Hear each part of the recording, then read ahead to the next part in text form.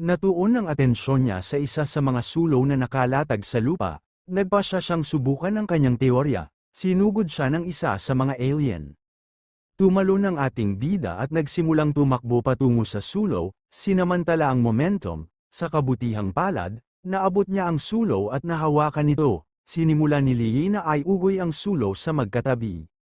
Agad na huminto ang alien sa pagsulong sa kanya. Nang itutok ni Lee ang sulo sa kanila, ang mga halimaw ay nanlamig sa takot, ang kanyang mga mata ay nagsimulang lumiwanag ng may kumpiyansa, at ipinahayag niya sa lahat na ang mga nilalang na ito ay natatakot sa apoy. 10 taon na ang nakalilipas, ang ilang mga pintuan ay biglang lumitaw sa buong mundo. Sa pamamagitan ng mga ito, ang mga insekto, beast, at alien mula sa mga dimensional na kaharian ay lumitaw sa mga kayag at sumalakay sa Earth. Tanging ang mga advanced na nagising sa radiation, ang nagtataglay ng kapangyarihan upang labanan ang mga halimaw na ito. Ang kanilang hitsura ay hindi lamang nagpapahintulot sa mga tao na isara ang mga pintuan, ngunit nagbukas din ng isang bagong panahon ng paggalugad at pag-unlad ng dimensional na enerhiya para sa sangkatauhan. Sa kasamaang palad, hindi sila advanced, inutusan ni Lee ang lahat na mabilis na magtipon ng maraming nasusunog na materyales hanggat maaari. Ang ilang mga manggagawa ay humawak ng mga sulo upang itaboy ang mga alien, habang ang iba ay tumakbo patungo sa nasusunog na truck. Sila ay mga ordinaryong tao lamang, at ang simpleng kaligtasan sa mundong ito ay nagkakahalaga ng lahat ng mayroon sila. Sa harap ng mga halimaw mula sa gate, wala man lang silang lakas para tumakas. Ang isa sa mga lalaki ay kumuha ng sulo, at ang kanyang katawan ay nagsimulang manginig, na naging sanhi ng kanyang mga mata na puno ng takot. Alam niyang hindi na magtatagal ang sulo, nagsimulang pawisan si Lee at ibinunyag na may gasolina sa storage room. Ang kanyang plano ay upang harangan ang pasukan ng apoy upang manatili hanggang sa dumating ang rescue. Inutusan sila ni Lee na magkabalikan, bumuo ng bilog, at dahan-daang umatras. Nagsimulang gumana ang plano ni Lee habang unti-unti silang nagsimulang umabante patungo sa storage room. Nang malapit na, hiniling ni Lee sa kanila na ibuhos ang gasolina sa pasukan. Tumango ang isa sa kanila. Sinipa nila ang mga bar aisles, dahilan para mahulog ang gasolina sa pasukan. Sa sandaling natapakan ng isa sa mga alien ang gasolina, inihagis ni Lee at ng iba pa ang kanilang mga sulo. Ang sulo ay nakipag-ugnayan sa gasolina, na lumikha ng isang malakas na apoy na kumalat sa buong pasukan. Na nasusunog ang alien, may pasasalamat ng ngiti. Inilagay ng matanda ang kanyang kamay sa balikat ni Lee. Habang hinahabol nila ang kanilang hininga, inamin nila na kung hindi dahil sa kanya, lahat sila ay patay na. Tiniyak nila sa kanya na kung may mangyari, kailangan lang niyang magtanong, at tiyak na tutulungan siya ng mga ito. Natuon ang atensyon ni Lee sa isang bagay, dahilan para ma-curious siya. Sa silid na ito, may isang estatwa. Nang makita ang ekspresyon ni Lee, ipinaliwanag ng matanda na matagal na itong natuklasan sa mine shaft. Naniniwala siya na binalak ni Supervisor Wong na ipuslit ito para ibenta sa black market, at dahil dito, itinago niya ito dito. Si Lee ay nagsimulang magmasid ng mabuti, napagtanto na ang estatwa ay napakaluma, sila ay kabilang sa Sektor 7, at gamit ang walkie-talkie, nagtanong sila kung kailan may darating na magliligtas sa kanila. Na nagpapakita na sila ay sinasalakay ng mga alien at nangangailangan ng mga reinforcement, iniulat ng rescue team na natanggap nila ang kanilang mensahe. Sinabihan sila na, sa sandaling ito, dapat nilang tiyakin ang kanilang sariling kaligtasan, dahil ang pagsagip ay darating sa humigit kumulang 2 oras. Nang marinig ito, nanlaki ang kanilang mga mata sa takot, at nang tanungin nila kung maaari silang pumunta ng mas maaga, na wala ang signal ng walkie-talkie, natarante sila. Hindi alam ang gagawin. Lalong naging desperado ang sitwasyon dahil 1 oras at kalahating oras na lang ang natitira sa mga pinagmumulan ng kuryente ng kanilang mga protective suit. Damang-dama ang takot na mamatay, inisip ng ilan ang mga asawa at anak na naghihintay sa kanila sa bahay.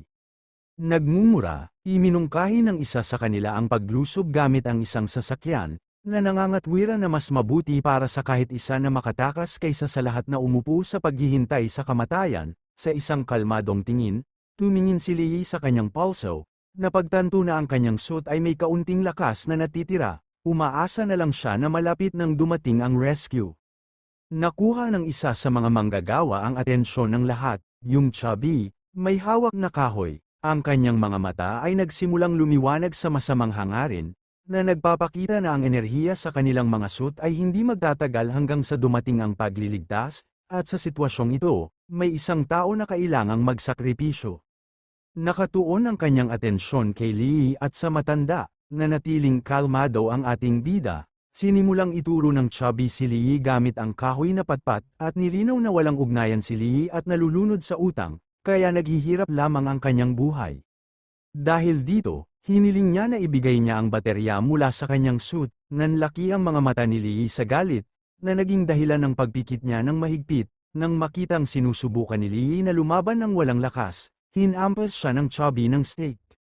Hinarang ni Lee ang pag-atake, dahilan para maputol ang stick sa kalahati. Ang ating bida ay nagsimulang mamilipit sa sakit at ang chubby ay kinukutsa siya.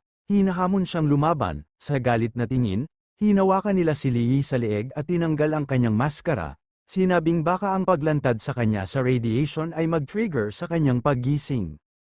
Idinagdag nila na kung gisingin niya ang kanyang kapangyarihan, maaari siyang maging bayani na magliligtas sa kanila. Gumapang patungo sa kanyang maskara, nanumpa si Lee sa mga bastard na iyon na kung magising siya, ang unang gagawin niya ay papatayin sila. Nagsimulang magningning ang kanilang mga mata na may mali siya at may kumpiyansang ngiti sa kanilang mga mukha. Ang posibilidad na magising ay isa sa 1,000 at hindi sila naniniwalang napakaswerte niya. Sa paniniwalang nakakuha sila ng isa pang baterya, lumingon sila sa iba at tinanong kung sino ang susunod na susubukang gumising. Nataranta ang isa sa mga lalaki, tinulak ang kanyang mga kasama at nagsimulang tumakbo patungo sa truck, dahilan para habulin siya ng chubby at ng iba pa. Nagniningning ang kanyang mga mata sa determinasyon. Sinabi niya na kung sila ay mamamatay, sila ay magkakasamang mamamatay. Pinaandar niya ang truck at nang walang pagdadalawang isip, nagpas siyang tumakas mula sa lugar na ito. Sa proseso, ginawa niyang bumagsak ang rebulto sa lupa sa harap ni Lee. Nagpanik yung iba. Alam nilang kailangan siyang pigilan kaagad dahil kapag nalagpasan niya ang fire barricade sa entrance, lahat ay mawawala.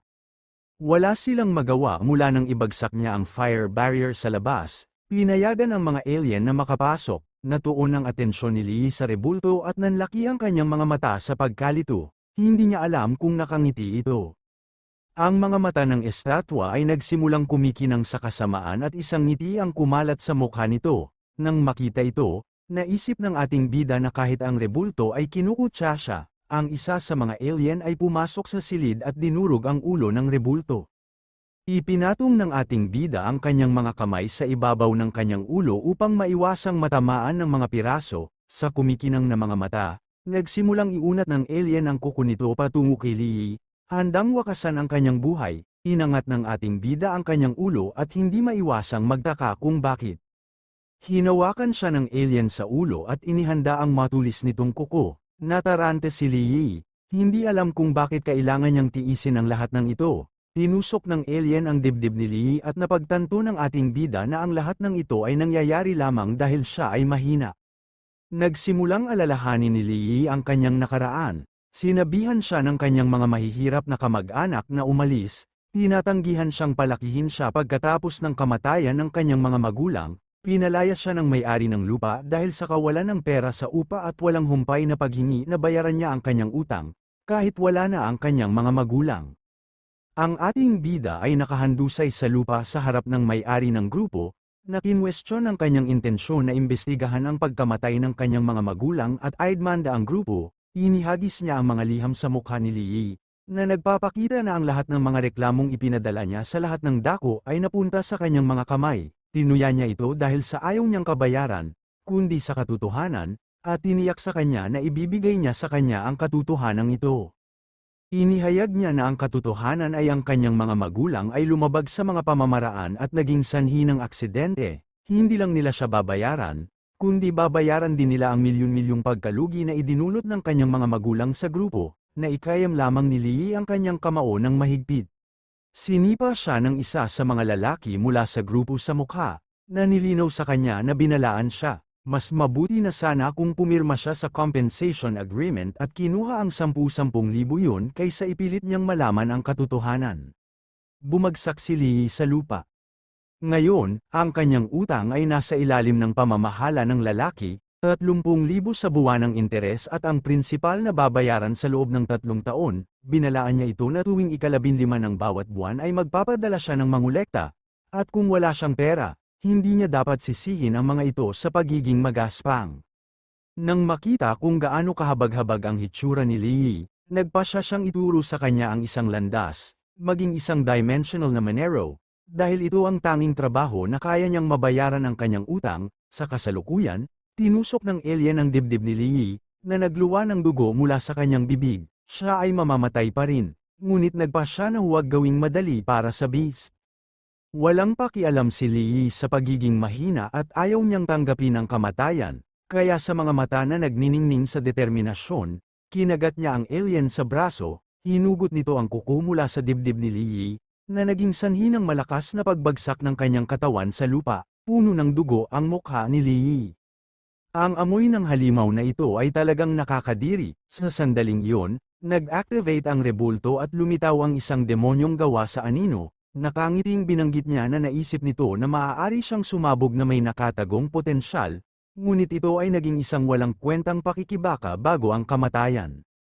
May butas sa kanyang dibdib at namimilipit sa sakit, kinukutsa ni Lee ang demonyo, kahit minsan ay nakagat niya ang alien, pero paano naman siya? Siya ay walang iba kundi isang sirang rebulto. Binasag ng halimaw na ito na parang wala lang, nilinaw ng demonyo na siya lang ang makakapagligtas sa kanya ngayon. Kailangan lang niyang masunurin na ibigay ang kanyang katawan. Sa isang titig na puno ng galit, tumanggi si Lee, hindi siya interesado. Mas gusto niyang mamatay kaysa makontrol, lalo na ng isang spawn na katulad niya. Nang makita si Lee na gustong mamatay ng may pagmamalaki, isang ngiti ang kumalat sa mukha ng demonyo. Naghanda ang alien na tapusin si Lee, at nilinaw ng demonyo na walang karapatang tumanggi si Lee. Sa sandaling yun, nagsimulang lumabas ang kakaibang enerhiya mula sa kanyang katawan, at nag-activate ang shadow system. Nang makita ito, nanlaki ang mga mata ng alien sa pagkalito. Hindi nito alam kung ano ang nangyayari. Walang pagdadalawang isip kahit isang segundo, lumuhad ito sa harap ni Lee. Nagbago ang katawan ni Lee at ngayon ay napapalibutan ng anino, at dahil kontrolado ng demonyo, ang mga mata ng demonyo ay nagsimulang magningning sa galit. Napagtanto na ang alien na ito ang siyang dumurog sa kanyang rebulto, walang pagdadalawang isip, ginamit ng demonyo ang kanyang kapangyarihan dahilan upang durugin ng isang higanteng paa ang katawan ng alien. Nagsimulang obserbahan ng demonyo ang alien sa katahimikan, maya-maya lang. May lumitaw na isa pang halimaw at nagsimulang sumugod papunta sa kanya. Lumingon ang demonyo at hindi nagtagal, isang maliit na demonyong gawa sa anino ang lumitaw sa ilalim ng mga paa nito. Ibinuka nito ang bibig at nilunok ang alien. Nang sinubukang salakayin ng isa pang alien, pinutol ng demonyo ang ulo nito. Ayon sa kanya, talagang nakakadiri ang amoy na ito. Nagsimulang maglakad ang demonyo patungo sa mga manggagawa at nagpasya na oras na para alagaan ang natitirang basurang ito. Lumitaw ang anino mula sa lupa, na bumabalot sa katawan ng mga manggagawa. Nagpanik sila. Hinihiling na malaman kung ano ang ginagawa ni Lee at nilinaw na kung maglalakas loob siyang lapitan sila, isusumbong nila siya. Habang may lumalabas na malakas na enerhiya mula sa katawan ng demonyo, nagsimulang kumikinang ang kanyang mga mata at isang kakaibang ngiti ang kumalat sa kanyang mukha. Gusto niyang malaman ng eksakto kung ano ang gagawin ni Lee kung ibabalik niya sa kanya ang kanyang katawan. Nagsimulang magmakaawa ang mga manggagawa kay Lee na huwag silang saktan. Ipinaliwanag na sinusubukan lamang nilang mabuhay. Sa takot sa kanilang mga mukha, binanggit nila na kung hindi dahil sa kanila, hindi malalaman ni Lee na maaari siyang maging advanced. Inamin nila na medyo naging malupit sila sa kanya. Ngunit salamat dito, nagising din siya. Sa isang matalim na titig, si Lee ay nagtanong ng sarkastikong kung dapat ba siyang magpasalamat sa kanila ngayon. Nakangiting binanggit ng isa sa kanila na hindi na kailangang magpasalamat sa kanila. Kailangan lang niyang magpanggap na walang nangyari at hinayaan sila. Nagsimulang magningning sa mali siya ang mga mata ng ating bida. Pinitik niya ang kanyang mga daliri at may ngiti na hindi lamang nagpasya na pakawalan ang mga ito. Ngunit nagpasya pa na bigyan sila ng kamay. Lumitaw ang anino sa katawan ng ating bida at pinunit ang mga maskara ng mga manggagawa. Nagsimula silang umubo at duguan. at hindi nagtagal, binawian sila ng buhay. Lumingon si Lee at nagpanik ang ibang mga manggagawa, nakikiusap na huwag silang patayin dahil wala naman silang ginawa. Ibinaba ni Lee ang kanilang mga baterya at ibinunyag na ngayon ay sa kanila na sila, na iniwan silang medyo nalilito. Nagpakitang muli ang demonyo at hiniling sa ating bida na iligtas ang kanyang walang kwentang awa dahil hahatakin lang siya nito sa gulo. Nagsimulang maglakad palayo ang ating bida at sinabihan ang demonyo na tumahimik dahil hindi na niya kailangan ng utos nito. Nais makita ng demonyo kung patuloy siyang kikilos ng matigas kapag nasa pintuan na siya ng kamatayan. Nang lumabas si Lee sa kuweba, nakita niya ang isang kawan ng malalakas na alien na papalapit. Medyo natarante siya dahil hindi niya inaasahan na napakarami sa labas ng kuweba. Nakangiti, nagpa siya ang demonyo na bigyan si Lee ng dalawang pagpipilian, ibigay ang kontrol sa kanyang katawan o siya mismo ang bahala sa basura. Sinugod ng mga alien si Lee. Ang mga binti ng ating bida ay nagsimulang manginig sa takot at napansin ito. Nilinaw ng demonyo na kung wala ang kanyang kapangyarihan, siya ay wala. Ang aming batang lalaki ay napuno ng sigasig at tumalon, umiwas sa pag-atake ng mga alien. Muli niyang nilinaw na hindi niya kailangang bigyan ng utos. Muling umatake ang alien, ngunit naiwasan muli ni Lee ang pag-atake. Habang nasa ere ang ating bida, sinamantala ng alien at naglunsad ng isang malakas na suntok, ngunit sa kabutihang palad, nakaryak si Lee sa oras at nablock ang pag-atake sa huling segundo. Habang siya ay ginulo, isa pang alien ang lumitaw sa kanyang likuran, handang umatake. Puno ng takot ang mga mata ng ating bida, nag-react siya sa oras at umiwas sa pag-atake. Iniligtas ang sarili sa pamamagitan ng kanyang bilis. Medyo nagulat siya, dahil pati ang reaksyon at bilis niya ay nag-improve ng husto. Sinugod ng halimaw si Lee, nakatuon ang ating bida at nagpas siyang gamitin ang kapangyarihan ng sistema ng anino. Pinagtawanan siya ng demonyo, tinanong kung ito na ba ang lahat ng kapangyarihan niya kahit na naugnay siya sa sistema ng anino, na ikayam ng mahigpit ni Lee ang kanyang kamao at binigyan ng isang malakas na suntok ang alien, dahilan upang bumaril ang katawan nito. Nanlaki ang mata niya sa gulat.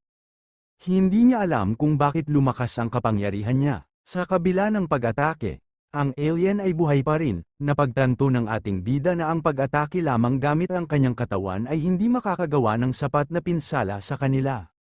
Nais niyang magkaroon ng sandata sa kanyang mga kamay. Lumitaw ang anino sa kanyang kamay, at lumitaw ang isang punyal na gawa sa anino, na ikinagulat niya. Tumayo ang alien at sinimulan siyang sumbatan.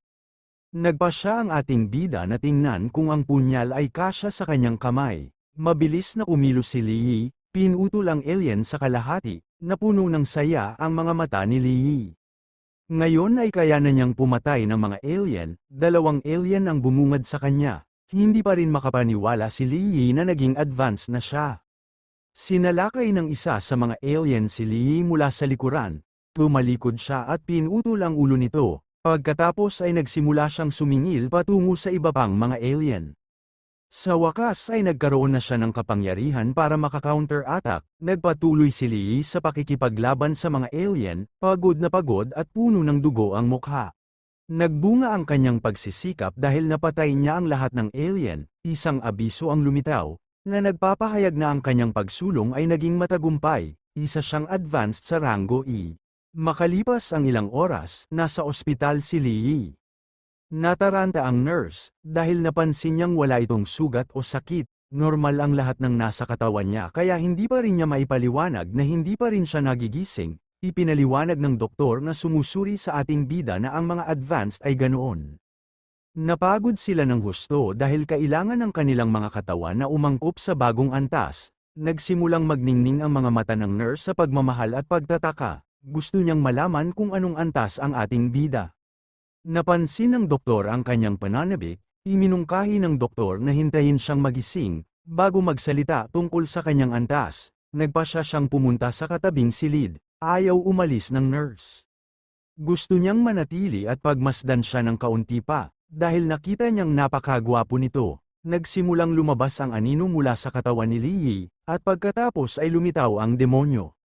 Nakaramdam siya ng pagkadismaya sa pagkakaroon ng paninirahan sa isang tao, isang lahi na itinuturing niyang mababang antas, at yun, higit pa rito, ay iklas sa kanyang katayuan at lakas. ang kanyang host ay dapat na hindi bababa sa S-class o A-class, o sa pinakamasamang kaso, B-class, ngunit sa halip, siya ay nakulong sa shell na ito. Gayunpaman, tila kawili-wili na ang isang simpleng E-class ay maaaring mag-activate ng kapangyarihan ng shadow system at magbago ng anyo sa unang pagsubok. Ito ay isang kahihiyan dahil ang isang katawan na tulad nito ay hindi makayanan ang kahit isang 10,000 bahagi ng kanyang awtoridad. Nang makitang muling lumitaw ang demonyo, medyo nataranta si Lee. Gusto niyang malaman kung ano ba talaga iyon at kung bakit ito damaykit sa kanya. Nagsimulang magningning ang mga mata ng demonyo, nang ihayag niya na siya ang sinaunang kataas-taasang entropiko ng Anthropic Clan, ang soberanya ng lahat ng dimensyon at bilangguan mula sa ibang mga mundo. Inutusan niya si Lee na ialay sa kanya ang kanyang katawan. Tinitiyak sa kanya na siya ay gagantimpalaan ng husto sa sandaling mabawi niya ang kanyang trono mula sa mga nagtaksil sa kanya. Sinimulan ni Lee na pagmasdan ng mabuti ang demonyo. Hindi siya naniwala ni isang salita dito. Para sa kanya, ang mga titulong Ancient Supreme at Anthropic Clan ay ganap na kalokohan na hindi pa niya narinig. Inihambing niya ang nilalang sa isang ipis at nagpasya na huwag ibigay ang kanyang katawan sa isang bagay na napakaitim at pangit. Nakaramdam ng galit ang soberanya nang makitang kinukutya siya ng isang tao at ipinaliwanag niya na hindi na kailangan pa ng mga salita. Ang tanging halaga sa pagkakaroon ni Lee ay ang simpleng pag-aalay ng kanyang katawan.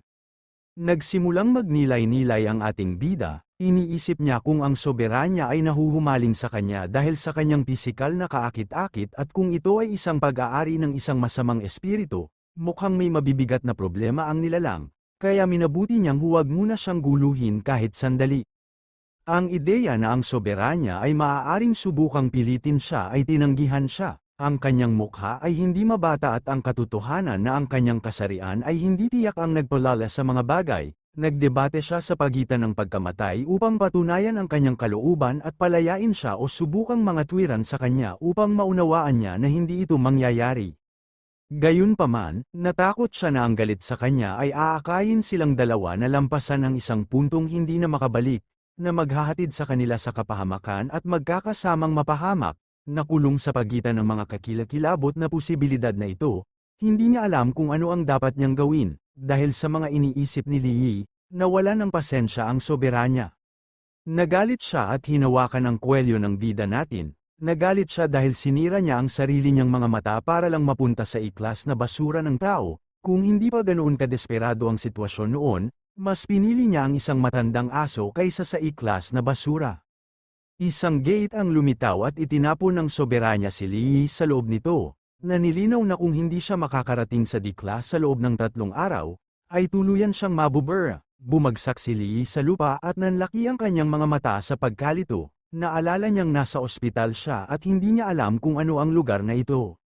Nag-cross arms ang soberanya at ipinahayag na nasa loob sila ng gate ng otherworldly prison, ang E-class trial ng kanyang clan, ang insect nest. Nilinaw niya na ang bawat miyembro ng lahi ng Qingtian ay maaari lamang lumahok ng isang beses pagkatapos maabot ang adulthood. Sa harap ng ating bida ay isang mabangis na beast na may kumikinang na mga mata.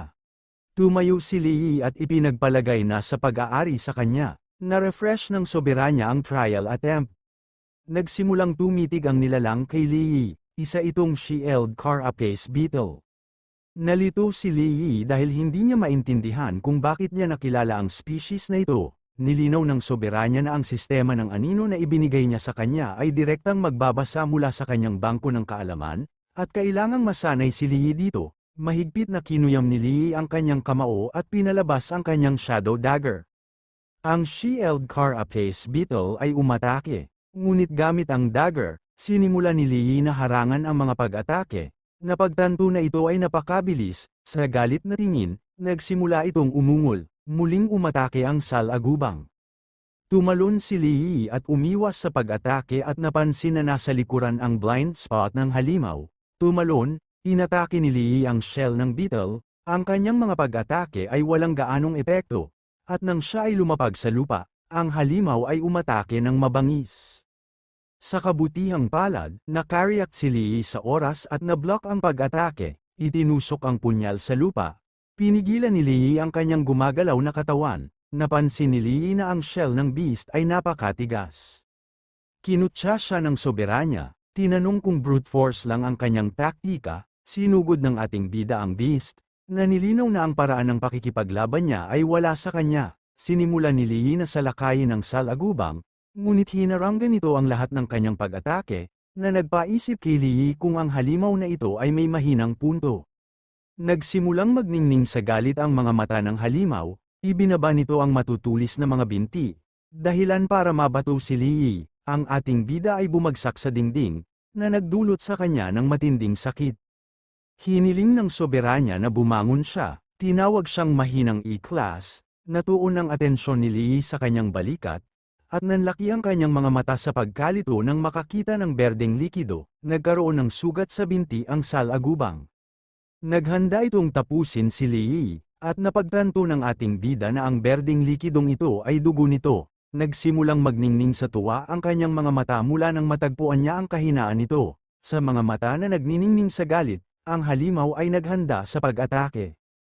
Isang kakaibang enerhiya ang nagsimulang lumabas sa mata ni Lee. Pinuno niya ang kanyang sarili ng determinasyon at nagpa siya na makita kung sino ang tunay na mahina. Medyo nalilito ang soberanya dahil hindi niya alam kung gumagamit si Lee ng Shadow Sense. Ang ating bida na lalaki ay gumalaw na parang kulog at sa isang kisap mata ay pinutol ang isa sa mga binti ng salagubang.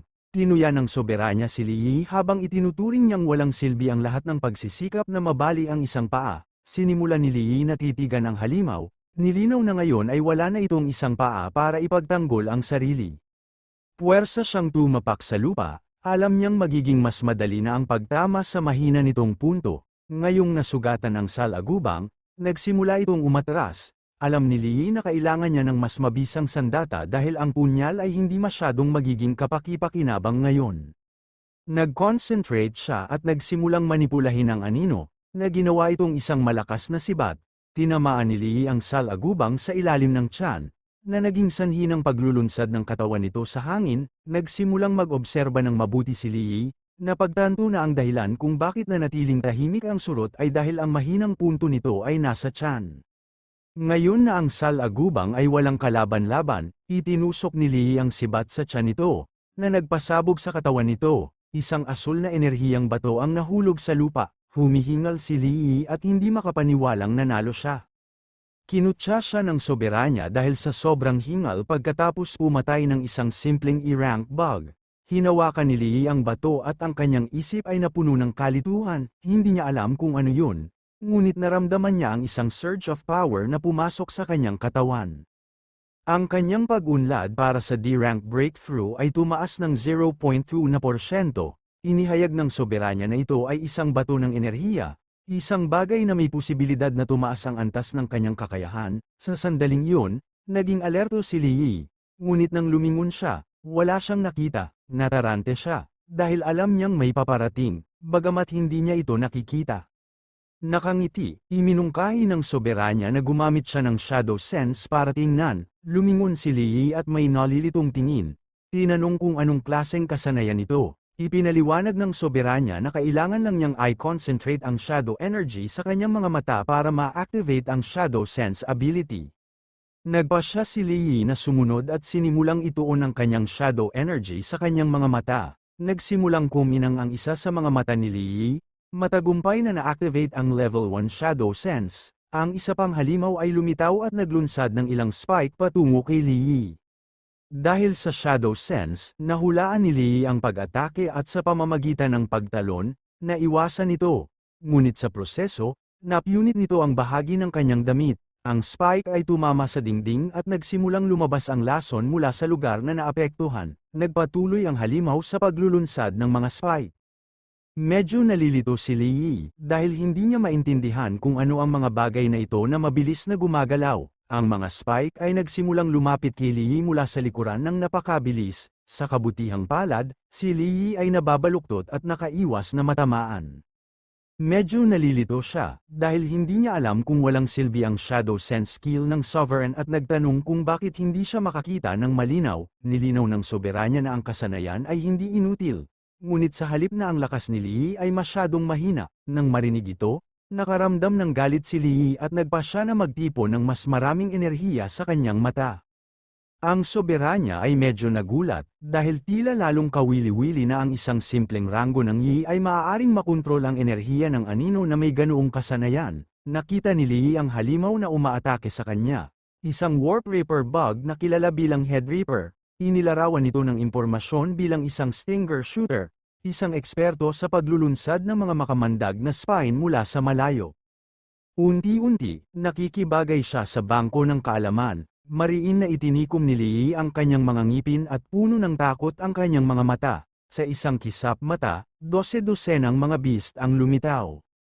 Nataranta ang ating bida, napagtantong napakarami, nagsimulang umungol ang mga halimaw at hindi nagtagal ay nagsimulang umahan patungo kay Lee. Ang ating bida ay nagpatibay ng isang depensibong paninindigan, at pinuri siya ng soberanya dahil sa kanyang kaalaman kung paano maghanap ng posisyon upang maiwasan ang pag-atake mula sa lahat ng panig.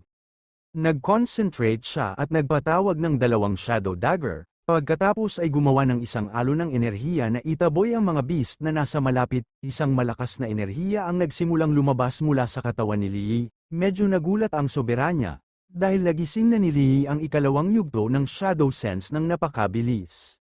Ang isang simpleng Yi-class na nakamit ito ay isang kaaya-ayang sorpresa. Habang ang mga mata ni Lee ay nagniningning sa galit, nagsimula siyang tahimik na tumitig sa iba pang mga beast. Ang ating bida ay nagsimulang umiwas sa mabangis na pag-atake ng hayop nang walang labis na kahirapan. Napansin na ang mga paggalaw ng mga insekto ay bumagal ng hindi bababa sa kalahati. Ang sistema ay nagsimulang i-highlight ang ilang mga spot sa hayop. Ang lilang kulay na ito ay ang kahinaan ng mga insekto. Naitala ng system ang mahinang punto ng spike projector na ito. Binanggit ng soberanya na ito ang pakinabang na hatid ng mata ng anino sa pag-abot sa ikalawang yugto. Kapag natukoy ang mahinang punto, maaaring masira ng mga pag-atake ang mga depensa. Ang mata ni Lee ay nagsimulang lumiwanag sa determinasyon nang matuklasan na silang lahat ay may mga kahinaan sa ilalim. Ginamit ng ating bida ang kasanayang Shadow Thorn, Grand Burial. Ang pamamaraan na ito ay nagbigay daan sa kanya upang ipako ang anino sa lupa at i-project ito paitaas, na nagdulot ng pinsala sa lugar. Ilang spike na gawa sa anino ang lumitaw mula sa lupa, na tumusok sa mga insekto. Ang mga halimaw ay nag-drop ng mga bato ng enerhiya, at ang progress bar para sa D-rank breakthrough ay tumaas mula 1.3% hanggang 2.7%.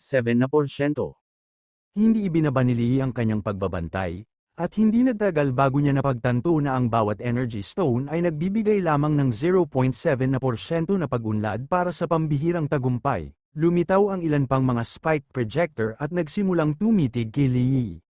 Ngayong natuklasan na niya ang mga kahinaan ng mga ito, nagpasya siyang alisin ang mga ito ng sabay-sabay. Gumalaw si Lee na parang kulog, inaatake ang mga mahihinang punto ng hayop. Ang kanyang progress bar para sa D-rank breakthrough ay tumaas mula 3.1% hanggang 5.3%.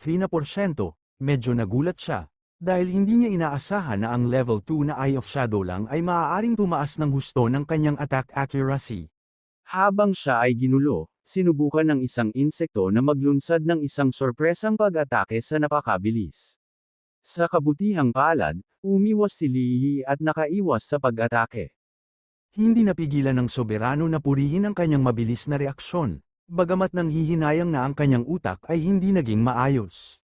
Si Lee ay nagsimulang mag-obserba ng mabuti at malinaw na nakita na ito ay isang warped saber worm. Ginawang letigo ng ating bida ang kanyang Shadow Dagger. Bago ito makatakas sa pamamagitan ng pagtalon, ginamit ni Lee ang letigo at nahuli ang warped saber worm. Ngayon na hindi na ito makatakas, nang hindi nawawala ang isang segundo, pinatay ni Lee ang hayop gamit ang isa pang Shadow Dagger, at naitala ng system ang mahinang punto ng warped saber worm. Inilunsad ng Warp Reaper bug ang kanilang mga matutulis na stinger patungo kay Lee. Ang ating bida ay nakatutok at ginamit ang kanyang kapangyarihan, binago ang kanyang mga Shadow Dagger sa Chain Dagger, iniwasan ang mga stinger, at pinutol ang likod ng mga hayop. Ang kanyang D-rank breakthrough progress ay umabot na sa 12.1%. Ginawang mga letigo ni Lee ang kanyang mga kadena na dagger, na pumulupot sa mga kalapit na halimaw at malakas na bumagsak ang kanilang mga katawan sa lupa. Natuwa ang soberano na mapansin na sa wakas ay nagsisimula ng maging karapat-dapat sa kanya si Lee. Kahit na medyo pangit ang kanyang paninindigan, ang kanyang D-rank breakthrough progress ay umabot sa 34.2%. Nakuha ni Lee ang regalo ng mata ng anino, isang regalo na lubos na nagpahusay sa kanyang pandama, reaksyon, lakas, at kontrol sa anino. Sa sandaling yun, may kakaibang nangyari, at nanlaki ang mga mata ni Lee sa takot, inihayag ng soberano na, kasabay nito, ang regalo ng mata ng anino ay kumonsumo ng napakalaking kapangyarihan sa pag-iisip, ito ang presyong hinihingi nito bilang kapalit, at ang E-rank ay nanatiling isang E-rank, at naabot na niya ang kanyang limitasyon. Nagsimulang lumabo ang paningin ng ating bida, ngayon lang niya nakuha ang kapangyarihang ito, sinalakay ng isa sa mga hayop si Lee mula sa likuran, na nagdulot ng malalim na hiwa, nagsimulang magningning ang mga mata ni Lee sa determinasyon. Ayaw niyang mahulog dito, mayroon siyang 15 oras at 28 minuto na natitira upang tapusin ang pagsubok na ito. Nagsimulang isipin ni Lee ang mga bastardo mula sa NG Group. Hindi siya makapaniwala na naglakas loob silang itago ang katotohanan tungkol sa pagkamatay ng kanyang magulang, at walang kahihiyang pinilit siyang magtrabaho sa mga minahan para makabayad ng utang. Dahil sa pagkapuot, sinimulan ni Lee na patayin ang mga halimaw na hamarang sa kanyang daan, ang lahat ng ito ay nangyari sa kanya dahil lamang sa pagiging isang ordinaryong tao, ngunit ngayong may kapangyarihan na siyang baguhin ang lahat, hindi siya sisuko. Maghihiganti siya, ang kanyang breakthrough progress bar ay nagpunta mula 58.7% hanggang 94.8%, ngayon ay mayroon siyang 1 oras at 27 minutong natitira. Si Lee ay pinatay ang daan-daang mga hayop at nakaupo sa isang bundok ng mga bangkay, handa niyang kaladkarin ang bawat isa sa mga mayayabang na bastard na iyon sa impyerno at pilitin silang lumuhad sa libingan ng kanyang mga magulang para magsisi. Ang kanyang breakthrough progress bar ay umabot sa 95.4% at ngayon ay mayroon na siyang 2 minuto at 15 segundo na natitira. Medyo nagulat ang soberanya nang mapagtanto na ang puot ng tao ay nakakagulat na tugma sa sistema ng anino, at pinalusog pa nito ang enerhiya ng anino. Binanggit niya na nalalapit na ang ipinangakong oras at hiniling niyang magmadali. Ang kanyang breakthrough progress bar ay umabot sa 97.8% at ngayon ay mayroon na siyang 7 segundo na natitira. Hinawakan ni Lee ang kanyang mga punyal at napansin ng soberanya na talagang plano niyang ilabas ang lahat ng kanyang anino ng enerhiya ng sabay-sabay, nagtatanong kung hindi siya natatakot na sumabog. Pinuno ni Lee ang kanyang sarili ng determinasyon. Alam niyang kailangan niya ng kaunti pa upang maabot ang tagumpay, at kung siya ay magiging mas malakas, handa siyang ipagsapalaran ang lahat. Sa 1 segundong natitira, si Lee ay sumugod sa kawan ng mga hayop, si Lee ay nagsimulang lamusong sa kawan ng mga hayop at pinakawalan ang lahat ng kanyang kapangyarihan, na lumikha ng isang malakas na pagsabog na ikinamatay ng lahat ng mga hayop. Ang kanyang breakthrough progress bar sa wakas ay umabot sa 100% at siya ay na-promote sa level D habang ang mga energy stone ay lumulutang sa paligid ni Lee. Pinunasan niya ang pawis sa kanyang mukha. Ang soberanya, na napansin na halos hindi na niya ito nagawa, ay naisip na ngayon ay maaari na niyang tawaging Little D. Ang atensyon ni Lee ay nakatuon sa isang espada na nakahandusay sa lupa.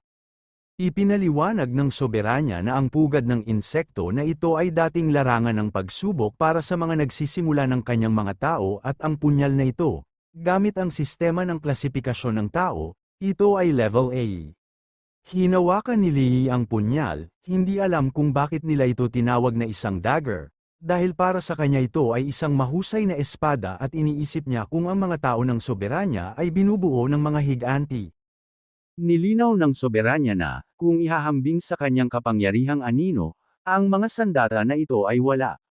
Gamit ang kapangyarihan ng anino, inimbak ni Lee ang mga armas sa isang portal ng system, kabilang sa mga ito ay ang Fang Wolf Dagger, ang Reckless Dagger, at ang Black Gold Dagger. Medyo naging mausisa ang soberanya.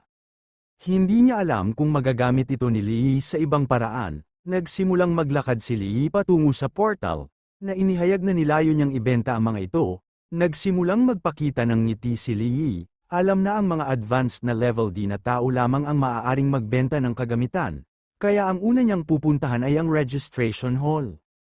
Nang dumating ang ating bida sa registration hall, ibinunyag ng babae na bagamat maganda ang kanyang body stats, walang nakikitang pagbabago-bago ng enerhiya, At dahil dito, siya ay na-classified bilang level E. Hindi maiwasan ni Lee na mataranta at pawisan, dahil ang mga tala ay nakasaad na siya ay nakarehistro na bilang isang Monero, at ang pag-advance sa level E ay nangangahulugan ng 15% na karagdagang sweldo. Umalis si Lee sa registration hall, iniisip na ang shadow system ay walang cap-RS, nilinaw ng soberanya na ito ay dahil hindi matukoy ng mga tao ang enerhiya ng anino. Napagtanto ng ating bida na ang hindi ma-detect ay isang magandang bagay, ngunit mas magiging mahirap ang pagbebenta ng kagamitan. Makalipas ang ilang oras, nakahod at may espada sa likod, dumating si Lee sa black market, ang lugar kung saan nangyari ang lahat ng malilim na deal. Para sa soberanya, ang itim na tunog ay perpekto para sa sistema ng anino.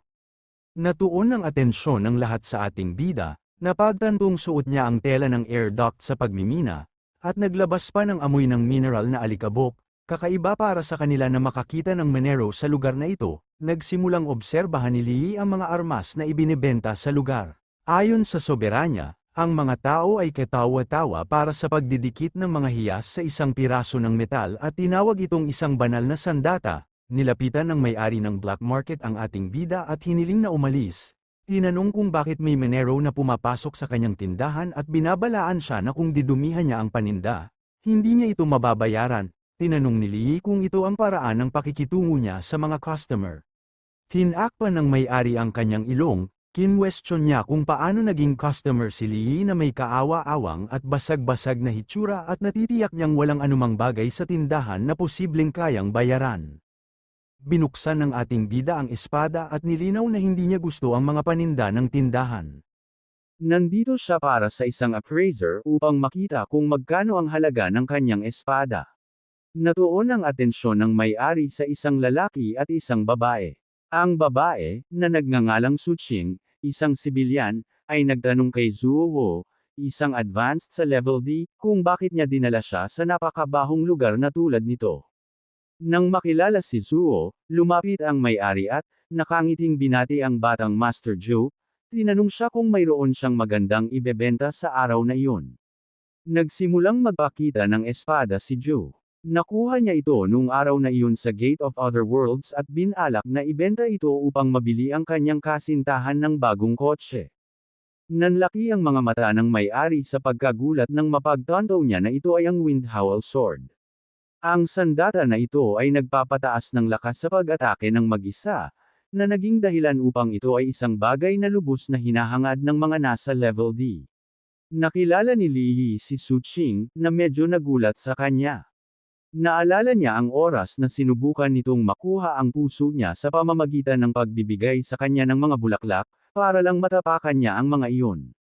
Noon, ibinato niya sa kanyang mukha na namatay ang kanyang mga magulang at kinwestiyon kung ano ang ginawa niya sa milyon-milyong mula sa kabayaran. Tinawag niya itong isang walang pera na natalo na nawala ang lahat at ngayon ay nasa utang, na hinihiling na itigil niya ang paghahanap sa kanya at pag-aaksaya ng kanyang oras. Hindi alam ni Joe kung kilala niya si Lee. Si Suching, na nagpapakita ng pilit ng ngiti, ay tumanggi na kilala siya. Nagtatanong kung bakit niya malalaman ang tungkol sa isang mababang antas na Monero. Mabilis niyang iminungkahi na marahil ay isang tagahanga siya, na nagsasabi na ang pagiging isang online celebrity ay naging normal para sa mga tao na makilala siya. Sa mayabang na ekspresyon, nagsimulang maglakad si Joe patungo kay Lee. Tinanong niya kung tinawag niya lang itong Suching at ipinahayag ang kanyang pagkamangha kung paano bumababa ang mga pamantayan ng lugar sa pamamagitan ng pagpapasok ng mga basurang tulad niya. Nagtatanong kung hindi sila nag-aalala na ito ay magpapababa sa klase ng establishmento.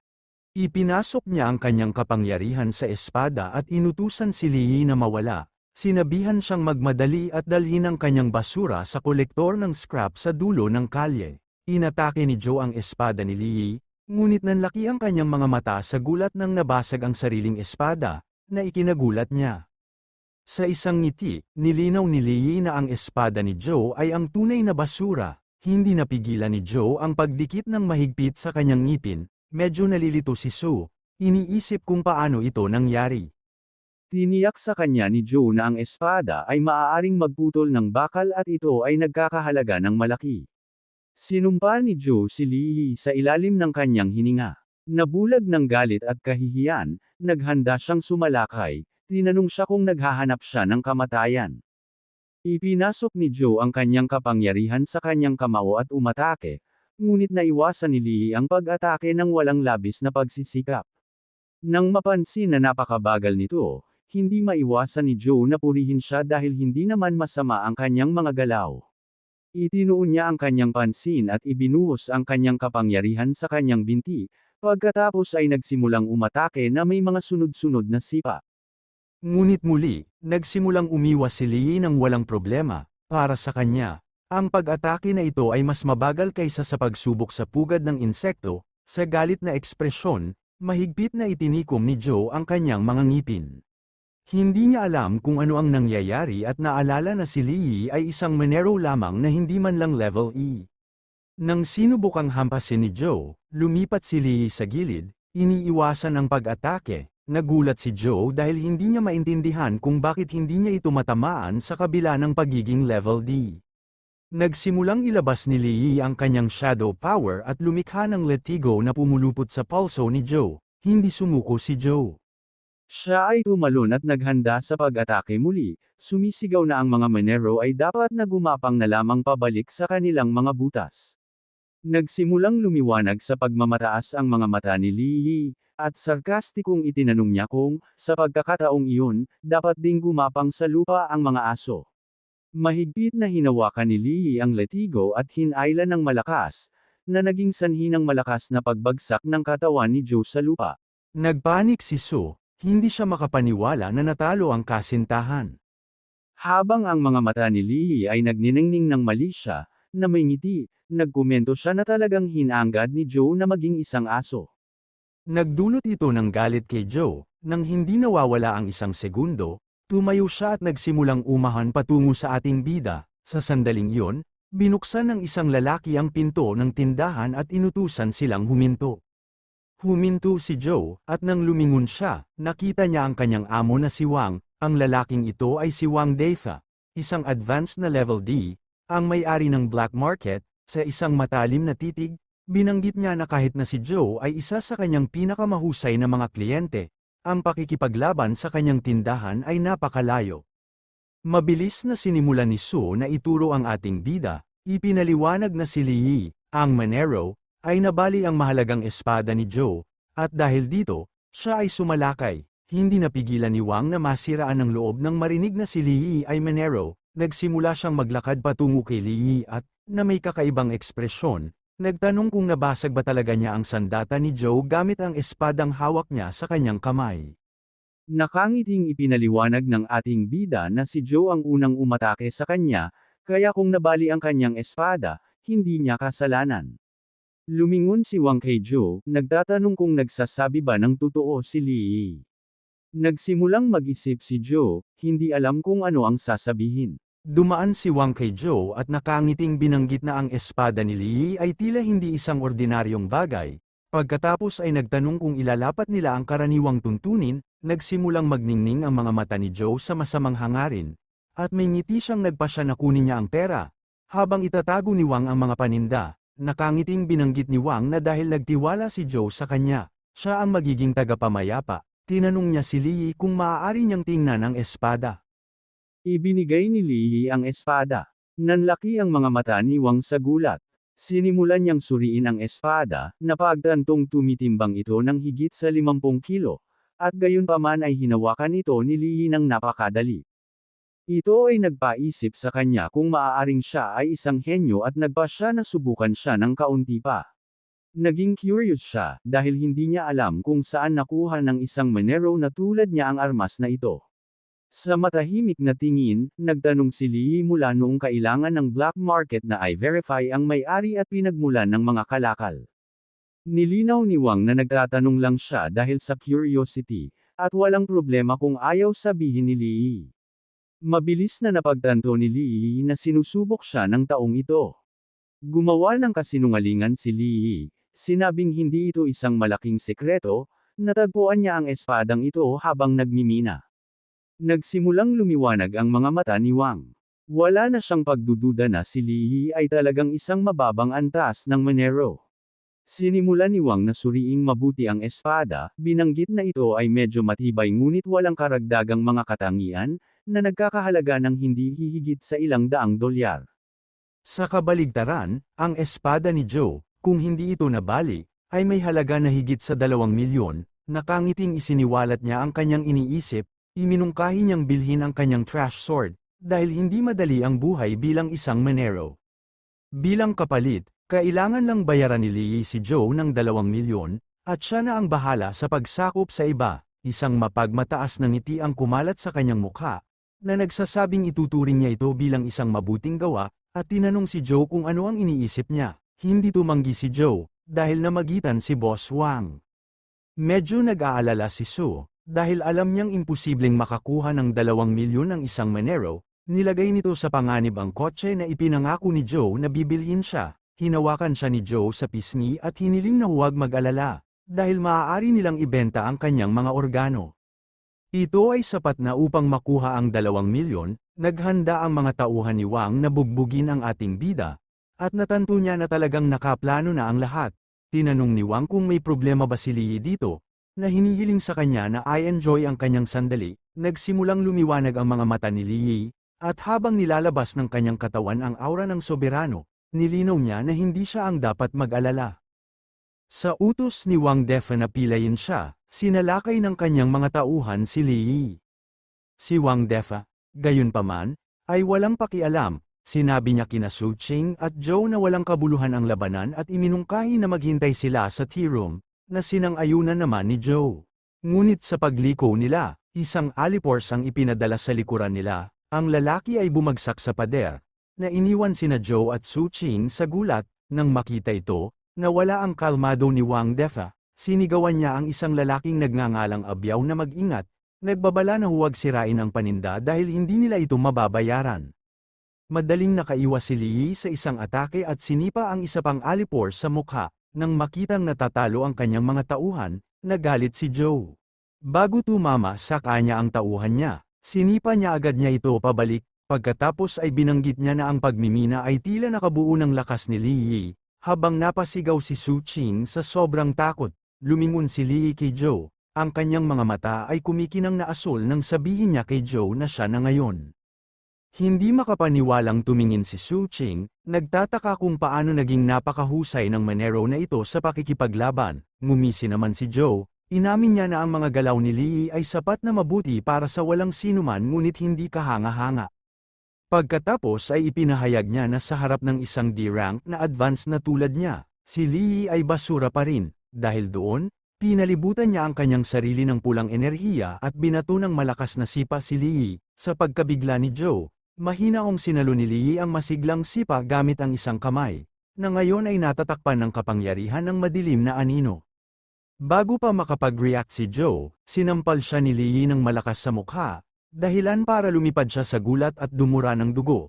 Pagkatapos lamandang, si Joe ay napuno ng galit, ang kanyang katawan ay nagliliyab sa pulang enerhiya habang siya ay sumisigaw na kahit ang kanyang ama ay hindi pa siya sinaktan at kinwestiyon kung paano siya nang ahas na sampilan ni Lee. Nangakong napapatayin siya, nagpakawala si Joe ng napakalaking sabog ng pulang enerhiya mula sa kanyang kamay patungo kay Lee. Bilang tugon, itinaas ni Lee ang kanyang sariling kamay, na kumikinang salilang enerhiya ng anino upang matugunan ang pag-atake, nagsalpukan ang dalawang kapangyarihan sa isang malaking pagsabog na napuno ng usok sa silid. Nang mawala ang usok, tumayo si Joe na humihingal sa hindi makapaniwala, si Lee ay hindi nasaktan, na may pulang enerhiyang dumadagundong sa paligid niya ngunit hindi niya magawang hawakan, hindi maintindihan ni Joe kung ano ang nangyari, sinasabing parang nataman niya ang isang hindi nakikitang pader. Habang naglalakad si Lee patungo sa kanila, sinabi niya kay Joe na dahil ang kanyang ama ay hindi kailanman nang ahas na disiplinahin siya, tuturuan niya ng leksyon ang walang utang na loob. Isang takot na si Joe ang nagbabala sa kanya na manatili, habang si Su Ching, na natatakot din, ay nagtanong kung paano matatalo ang kanyang D-rank na kasintahan sa isang simpleng Monero. Biglang, bumaril ang mga shadow tendrils mula kay Lee, na bumubuo ng isang sapot ng gagamba na nakabalot at natrap pareho sina Joe at Su Ching. Sumigaw si Sue, hindi naiintindihan kung paano hinawakan sila ng Shadow Morph Spiderweb technique. Ngayon kaharap si Joe, nakinig si Lee habang ang takot na lalaki ay iginiit na hindi siya maaaring maging isang Monero, sa pag-aakalang siya ay isang makapangyarihang C-rank o kahit na B-rank na advanced. Nakangiting ipinakita ni Lee ang kanyang mga kamay, na ngayon ay nababalot ng shadow energy, at sinabing siya ay isa lamang E-rank minor, na sertipikado ng guild. Nakatitig lang si Joe, bumubulong na imposible, itinaas ni Lee ang kanyang kamay, na kumikinang salilang enerhiya, naghahanda na hampasin ang walang magawa na si Joe. Sa isang desperadong pakiusap, nakiusap si Joe sa kanya na maghintay, na inihayag na siya ay nasa Black Panther gang. Nagbabala siya na kung siya ay mapahamak, si Lee ay gagawa ng isang kaaway ng pinuno ng gang, si Brother Panther. Nang kumikinang ang kanyang mga mata, tinanong ni Lee kung ang ibig sabihin ni Joe ay ang Lone Shark ng Black Panther gang, sa pag-aakalang gumagana ang banta, buong pagmamalaking kinumpirma ito ni Joe. Gayunpaman, panandalian lang ang kanyang pagmamataas habang sinuntok siya ni Lee sa mukha. Sumigaw si Suching habang si Joe ay sumisigaw para kay Brother Panther. Nang walang paghinto, sinundan ni Lee ang isang sipa na nagpalipad kay Joe at sa pinigilan na si Suching. Umuubo ng dugo si Joe dahil sa puwersa, habang nakatingin sa talunang lalaki, sinabi ni Lee na may malamig na galit na ang bagay na pinakaayaw niya ay ang mga Lone Shark ng scumbag. Sa sandaling yun, sa wakas ay namagitan si Wang Deifa, ang may-ari ng tindahan. Puno ng galit, binunot niya ang kanyang malaking espada at sinugod si Lee, sumisigaw na mamatay siya. Ngunit si Lee, na napapalibutan ng lilang enerhiya ng anino, ay madaling tumabi. Sinabihan niya si Wang Deifa na mawala at sipain siya, na nagpalipad sa may-ari ng tindahan sa sakit. Si Joe, na ngayon ay takot, ay nagbago ng kanyang tono. Nakiusap siya na ang lahat ng ito ay hindi pagkakaunawaan at nag-alok ng 100,000 yuan upang maging kaibigan at iwanan ang bagay. Si Lee ay hindi napahanga. Hinarap niya si Joe at kinukutsa kung ang kanyang mukha ay nagkakahalaga lamang ng 2,000 yuan bawat sampal. Sa takot, si Joe ay sumigaw ng mga alok na 500,000 pagkatapos ay 1,000,000 yuan, na nagmamakaawa kay Lee na itigil ang pananakit sa kanya. Gamit ang kanyang shadow tendrils na parang latigo, tinuya ni Lee si Joe. Sarkastikong tinanong niya kung nasiyahan si Joe sa paniningil ng mataas na interes, na nagmumungkahi na naglalaro sila sa kanyang mga patakaran, ipinaliwanag niya na ang 50 sampal ay interes lamang, at ngayon ay oras na para sa prinsipyo, itinulak sa kanyang limitasyon, iniabot ni Joe ang isang itim na VIP card, sumisigaw na ito ay nagkakahalaga ng 5,000,000 at lahat ng mayroon siya. Kinuha ni Lee ang card at nanliit ang kanyang mga mata. Nakilala niya ang NG Group VIP card at napagtanto na ito ang mga nangongolekta ng utang na nagpilit sa kanya na pumasok sa mga minahan. Sa sandaling yun, nabuo ang isang plano, hahayaan niya si Joe at gamitin siya para akitin ang tunay na mastermind. Habang ibinulsa niya ang card, naisip ni Lee kung paano nangikil ang Black Panther gang sa kanya ng milyon-milyon. Itinuring niya ang pera bilang ibinabalik sa nararapat na may-ari nito. Sa kanyang desisyon na ginawa, ang mga shadow tendrils ay umatras. Habang tinutulungan ni Suching ang nabagbag na si Joe, at tinanong niya kung ayos lang siya, ngunit hiniling niyang malaman kung bakit tinawag niyang Monero si Lee. Tumalikod si Suching, nagtatanong kung paano niya malalaman na magiging napakalakas ni Lee. Kumukulo sa galit, marahas na tinulak ni Joe si Suching, sumisigaw na kung hindi niya sinabing Monero si Lee, hindi sana niya ibinaba ang kanyang bantay at tinambangan. Sumigaw si Suching habang siya ay nahulog. Nag-aapoy sa galit, ang kanyang mga mata ay kumikinang na pula, inilabas ni Joe ang kanyang telepono. Ipinangako niya na ang kanyang pera ay hindi kukunin ng ganoon kadali at nanumpa siyang maghihiganti. Ang eksena ay lumipat sa isang madilim na kalye kung saan ang isang kakilakilabot na lalaki, si Brother Panther, ay nakatayo sa ibabaw ng talunang mga katawan. Nag-ring ang phone niya. Sa kabilang dulo, ang isang desperado na si Joe ay labis na pinalaki ang kwento, na sinasabing may nagnakaw ng isang mahalagang espada na para kay Brother Panther at nagbanta sa kanilang gang. Sa masasamang kislap sa kanyang pulang mata, inutusan ni Brother Panther si Joe na ipadala sa kanya ang impormasyon ng lalaki. Pagkatapos ng tawag, Isa sa mga subordinate ni Brother Panther ang nagulat na mayroon silang target at tinanong kung ano ang gagawin sa mga taong natalo nila. Sa isang malupit na ngiti, walang humpay na itinanong ni Brother Panther kung may nakita bang tao doon ang kanyang mga nasasakupan, ang lalaking pula ang buhok, kumikinang din ang kanyang mga mata, ngumisi at minamanipula ang mga pulang energy thread, sumasang-ayon na wala siyang nakitang tao, sa isang pitik ng kanyang mga daliri, hiniwa ng mga sinulid ang mga biktima, na agad na pinapatay. Pagkatapos ay walang pakialam na binanggit ni Brother Panther ang tawag mula sa Batang Joe, na binabanggit na hindi mahalaga sa kanya kung nabuhay o namatay si Lee. Maya-maya, isang nakahod na Lee ang nasa task hall ng Advanced One, sa pagtingin sa mission board, isang opisyal ng hall ang lumapit at nagtanong kung kailangan niya ng tulong.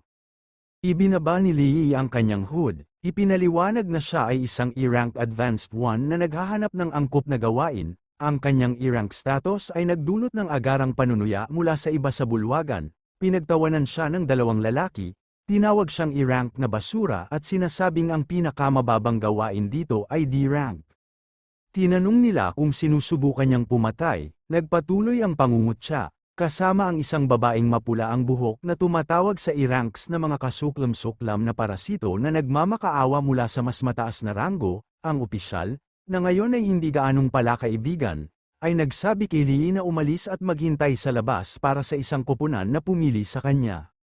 Ang isa pang tao ay malupit na idinagdag na ang basura ay dapat manatili sa tambak ng basura. Habang naglalakad si Lee, tiningnan niya ang kanyang telepono at nakitang wala na ang 5 milyong yuan mula kay Joe, na withdraw ng mga loan shark, nagmumura sa pagkabigo, alam niyang ang kanyang pangunahing prioridad ay ang paghahanap ng gawain.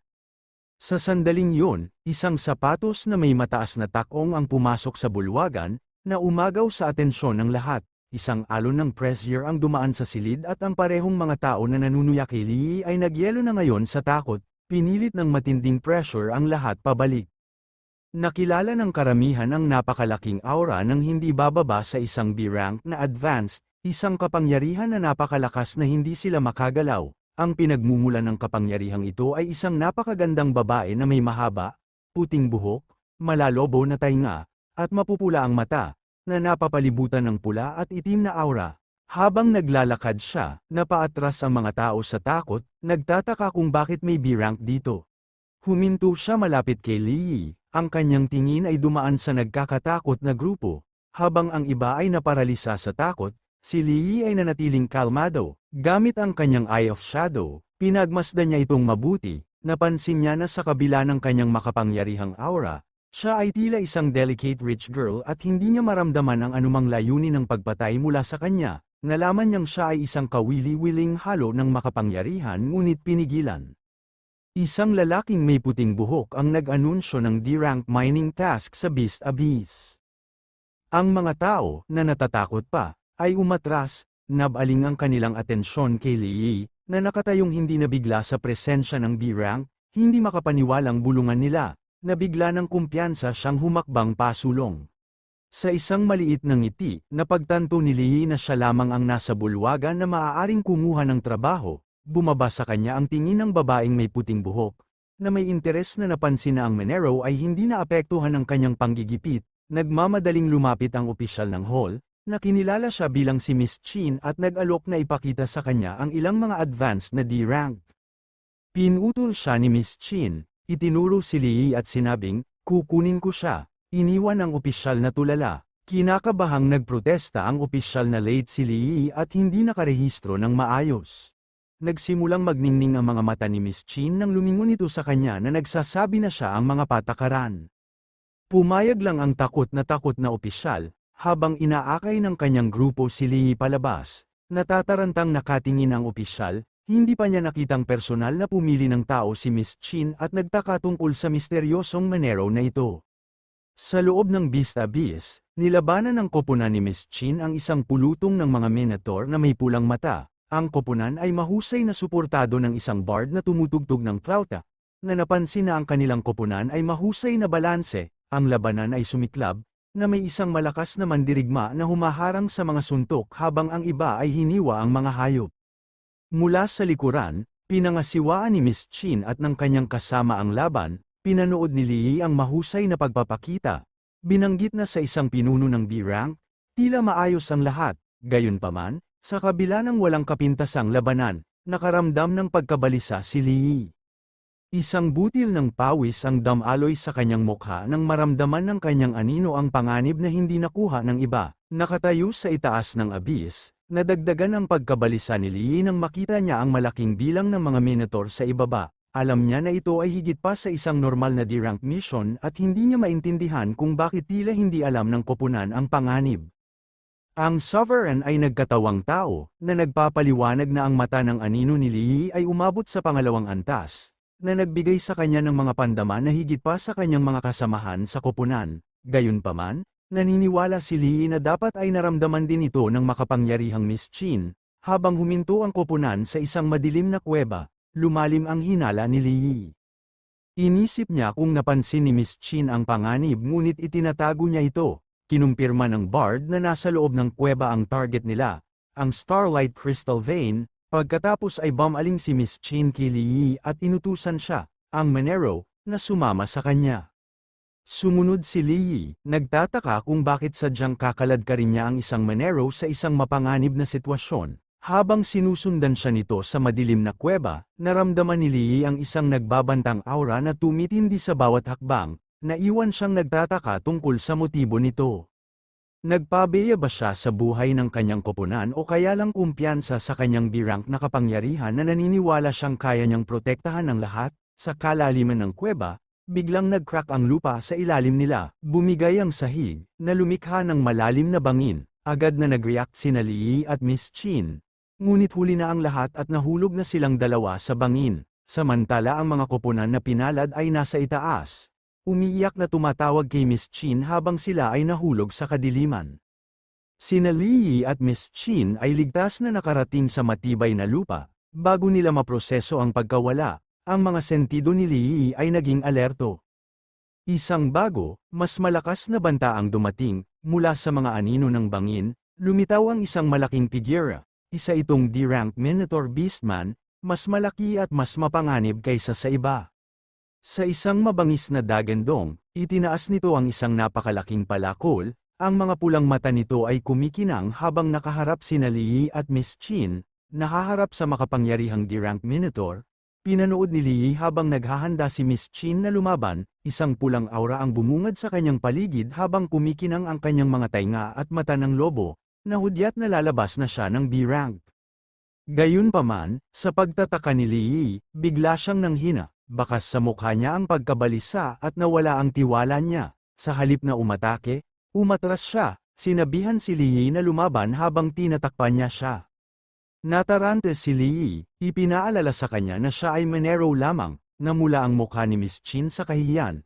Siya ay lumuhad, ibinagsak ang kanyang espada, at desperadong sinigawan si Lee na lumaban.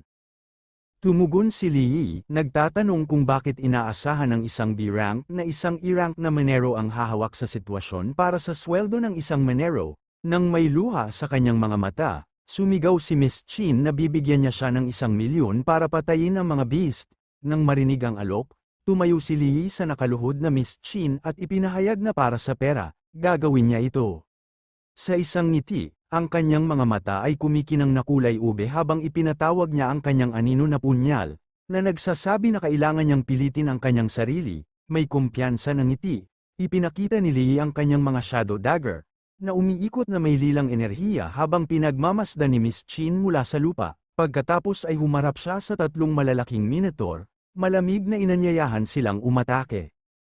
Habang umaarangkada ang mga halimaw, gumalaw si Lee sa bilis ng kidlat, madaling naghahabi sa pagitan nila. Gayunpaman, habang si Lee ay abala sa dalawa sa mga Minotaur, ang pangatlo ay humiwalay at sinugod ang mahina na si Miss Chin. Nang makitang dudurugin siya ng halimaw, napasigaw siya. Nang malapit nang magtama ang mga kuko ng Minotaur, nagpakawala siya ng malakas na puyaw ng pulang enerhiya na agad na sumisingaw sa nilalang. Si Lee, sa pakikitungo sa kanyang mga kalaban, ay nasaksihan ang kanyang mapangwasak na pag-atake. Pinunasan niya ang pawis sa kanyang noo, inamin sa kanyang sarili na mayroon nga itong malalakas na galaw at mali ang paghusga nito sa kanya. Naputol ang kanyang pag-iisip nang ang makapangyarihang D-rank beastman ay tumalo ng mataas sa hangin, ibinaba ang palakol nito sa isang nakamamatay na hampas na nakatutok kay Miss Chin, nang malapit ng durugin ng palakol si Miss Chin, pumagitan si Lee, ipinatawag niya ang kanyang napakalaking mahusay na espada mula sa isang umiikot na shadow portal. Sa isang iglap, lumipat siya sa pagitan ni Miss Chin at ng halimaw, pinalihis ang pag-atake. Nakatayo sa ibabaw ng ligtas na si Miss Chin, kumikinang ang kanyang mga mata, ngumisi siya at nanguuyam na nagtanong kung mayroon lang siyang mukha na umaakit ng puot, sa kanyang pagtataka, sa halip na tumayo, si Miss Chin ay nataranta. Siya ay nagpakawala ng isang walang kwentang sigaw at kumari pa ng takbo, sumisigaw na ang mga beast ang problema niya ngayon, napabuntong hininga. Binanggit ni Lee kung gaano siya kawalang pag-asa bago pinatay ang natitirang mga Minotaur gamit ang isang malakas na laslas, samantala, bulag na tumakbo si Miss Chin sa mga kuweba hanggang sa malagutan siya ng hininga. Huminto siya sa isang batong pader para makabawi, sa pag-aakalang ligtas na siya sa wakas. Gayunpaman, ang anino ng Minotaur Beastman ay nahulog sa kanya, sinundan siya nito. Nanlaki ang mga mata niya sa takot, na hindi nagtagal ay nagbigay daan sa pagkalito. Tinitigan niya ang beast at nagtanong, bakit hindi ka natatakot sa akin? Inindayog ng Minotaur Beastman ang napakalaking club nito. Handang durugin ang natulala na si Miss Chin. Mula sa isang ligtas na distansya, si Lee ay nakamasid, nakakaiba ito. Alam niyang kaya nitong lumaban at hindi maintindihan ang kanyang takot, nang malapit nang tumama ang sandata, sumigaw si Miss Chin. At isang pulse ares sa kanyang pulso ang kumikinang na may matinding pulang enerhiya, isang malakas na shockwave ang sumabog mula sa kanya, na nagpasabog sa Minotaur pabalik. Pagkatapos ay napansin ni Lee na nabasag ang kumikinang na pulse ares. Kinumpirma nito ang kanyang hinala. Ito ay isang protective charm, at ang malakas na depensa ay hindi nagmula sa kanyang sariling mga kakayahan. Nilapitan niya ang nahihiyang Miss Chin at tinanong kung siya ay isang non-combat type advanced, tahimik niyang kinumpirma ito, nang mapagtantong lumabas ang kanyang sikreto, nakiusap siya sa kanya na ilihim ito.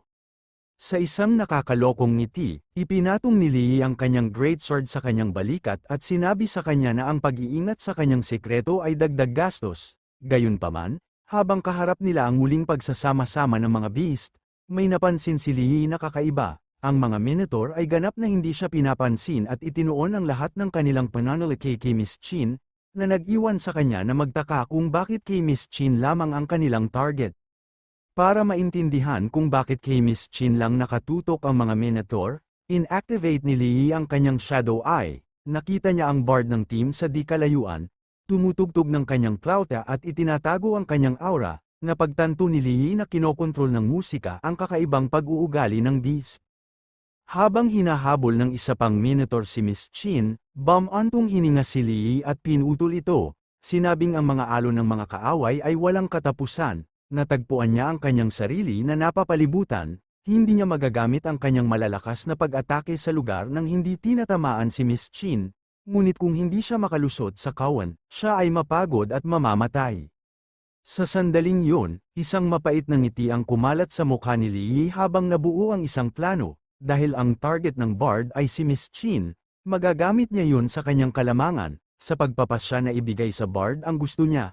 Tinapakan ni Lee ang kanyang paa at ang mga tanikala ng anino ay nagsilabasan mula sa lupa, na nagbigkis sa mga Minotaur. Dahil sa banta na nilalaman, malakas na inihayag ni Lee na inubos na ni Miss Chin ang kanyang mga gamit na pangproteksyon at hindi ito pang combat type, kaya dapat siyang mag-ingat, nang marinig niya ang kanyang kahinaan, namula ang mukha ni Miss Chin sa galit habang nagtatanong kung bakit niya yun sasabihin ng malakas. Mula sa mga anino, pinanood ng bard si Lee na lumalaban. Sa paniniwalang dumating na ang kanyang sandali, napangiti siya, inis na halos some-ira sa kanyang plano ang isang maliit na Monero, dahil si Miss Chin na ngayon ay tila walang pagtatanggol, nagpasya siyang tapusin siya. Tahimik siyang lumitaw sa likuran niya, ang kanyang flauta ngayon ay isang nakamamatay na punyal. Nang itinaas niya ito para hampasin, sinabihan niya si Chinzin na sisihin ang kanyang walang utang na loob na ama sa pagkamatay nito. Bago pa malaglag ang talam, isang kislap ng bakal ang hamampas sa kadiliman, malinis na naputol ang braso ng bard sa siko. Nakatayo siya sa nakatulala na katahimikan, habang hawak ni Lee ang kanyang great sword, na nailigtas ang nalilitong Miss Chin. Ang Bard, si Lu Dan, ay hindi makapaniwalang tumitig sa kanyang nawawalang braso. Pagkatapos ay sinabi ni Lee kay Miss Chin na si Lu Dan ang Bard na gumagamit ng infrasound waves para kontrolin ang mga Minotaur, kaya napabuntong hininga siya bilang pagkilala. Dahil sa nakakatakot na nakakatawa, nagsimulang tumawa si Lu Dan, ang kanyang mga mata ay kumikinang na pula. Inamin niya na dapat ay pinabayaan niya ang kanyang bantay upang mahulog sa isang menero. Sa pagtanggi na tumanggap ng pagkatalo, idineklara niyang hindi pa sila nanalo dahil isang pulang aura ang bumungad sa kanya.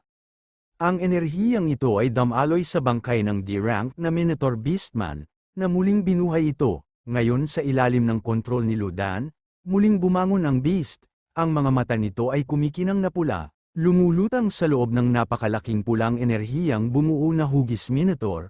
Ipinagmalaki ni Lu Dan na ipapakita niya sa kanila ang tunay na takot. Sumigaw si Qin Xian, na kinikilala ang napakalaking aura ng isang C-rank, na unawaan ni Lee na sinisipsip ni Lu Dan ang puwersa ng buhay ng mga patay na beast upang palakasin ang sarili. Ang mismong lupa sa ilalim ng nabuhay muli na beast ay nag-crack, nagsiwalat ng lava. Natatakot si Lee na napagtanto na ito ay nagiging isang C-rank na lava Minotaur. Ang pagtalon sa kapangyarihan ay napakalaki na kahit si Lee ay nadama na wala siyang Cap Ares, na kumpleto ang ebolusyon at ang lava Minotaur, na nabalot ng apoy, ay nagpakawala ng nakakabinging dagandong. Agad nitong ibinato sa kanila ang napakalaking maapoy na palakol. Itinaas ni Lee ang kanyang greatsword para hamarang, kasama si Qin Xian na nakayakap sa likod niya.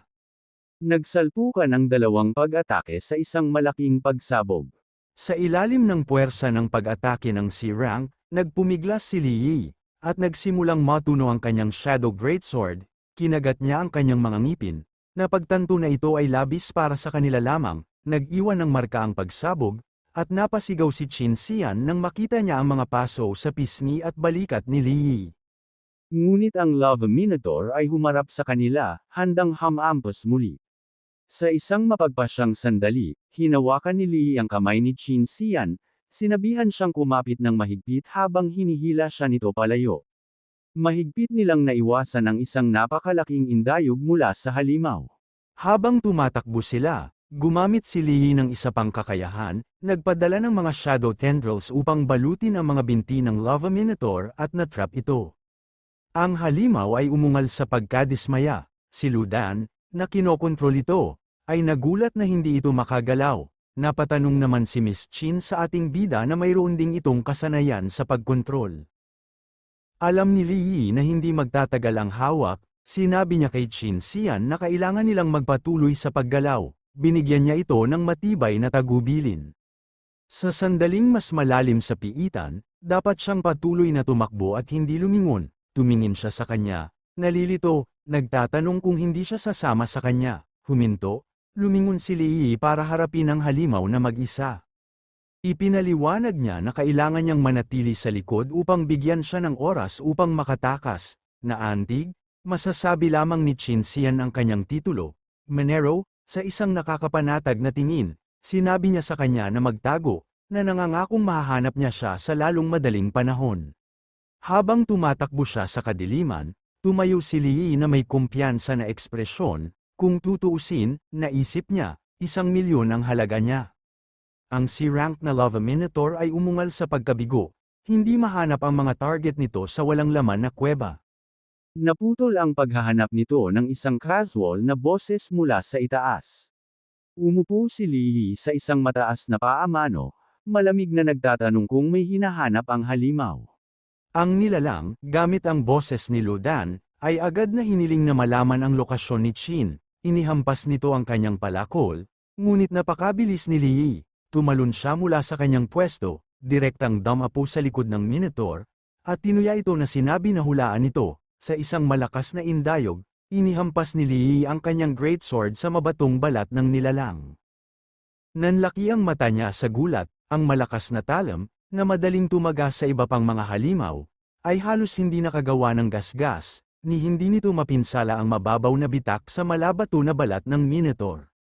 Ang Lava Minotaur ay nagpakawala ng isang mapanuksong tawa, nagtatanong kung si Lee ay hanggal sa pagsisikap na tumaga ng solidong bato gamit ang isang talam. Napagtantong masyadong masikip ang kuweba at hindi niya masisira ang balat ng halimaw, gumawa si Lee ng bagong plano, kailangan niya itong akitin sa mas bukas na lugar.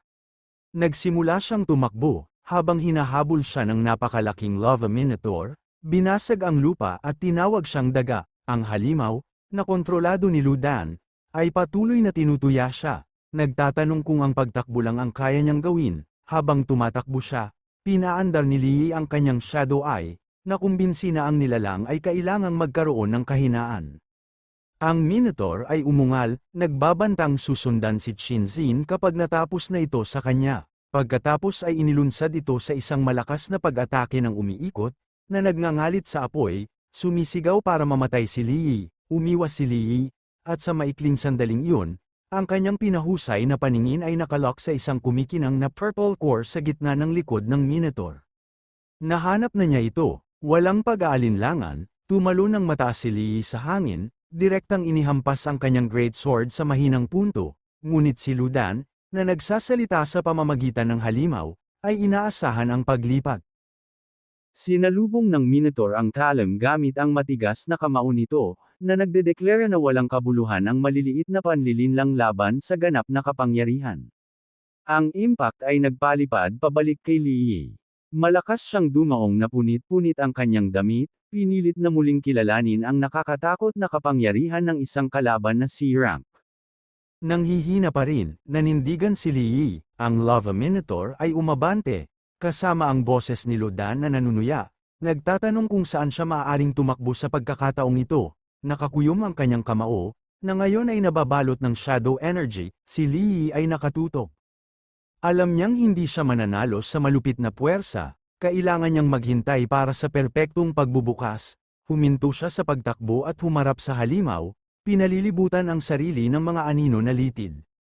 Tinuya siya ng Minotaur dahil sa hindi na pagtakbo at sa pagtatangkang umatake gamit ang kanyang punyal. Tinawag nito ang kanyang sandata na walang kwentang scrap metal bago inindayog ang napakalaking braso nito. Habang umiiwas si Lee, alam niyang ang pagsalakay ng nilalang ay ang pagbagsak nito.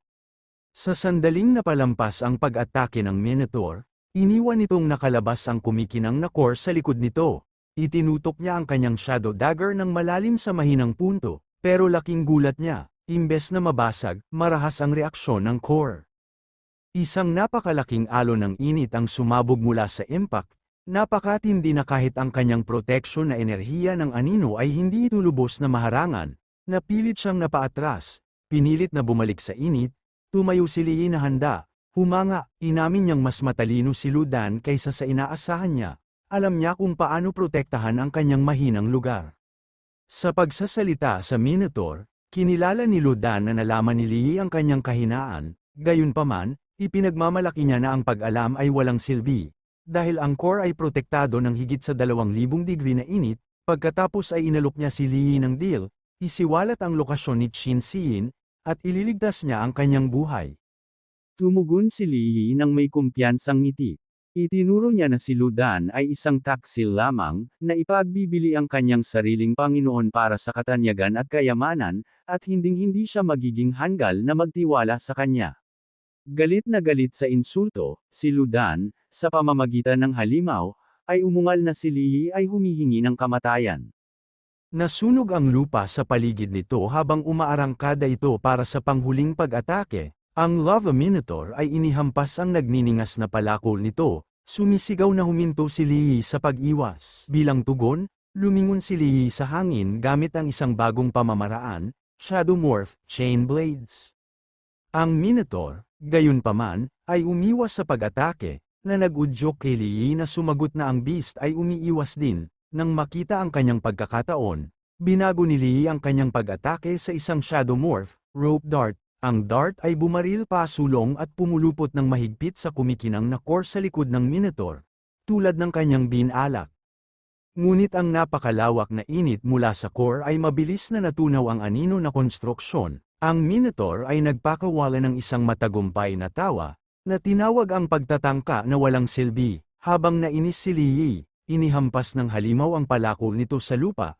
Hinihiling na sumuko siya. Si Li Yi, na ngayon ay humihinga ng mabigat, ay naramdamang nauubos ang kanyang kapangyarihan at alam kung magpapatuloy ang laban, siya ay nasa panganib. Nagsimula siyang mag-isip kung kailangan niyang humingi ng tulong sa soberano. Ngunit nang hihingi na sana siya ng tulong, tumigas ang kanyang pasya, tumanggi siya sa madaling paraan, na nangakong hindi nahahayaang kontrolin muli ng soberano ang kanyang katawan, kahit na kailangan niyang ipagsapalaran ang kamatayan, gamit ang katawan ng Minotaur bilang pambuelo, inilunsad niya ang kanyang sarili ng mataas sa hangin.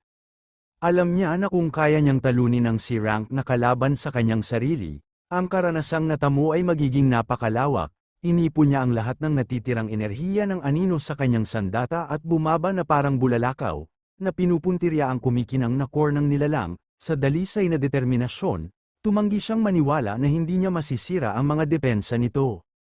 Sa pagtitiis ng nagbabagang init, nagpakawala siya ng galit na sigaw, na itinulak ang lahat ng kanyang lakas sa isang huling welga, sa isang kislap ng liwanag at isang nakakabinging bitak.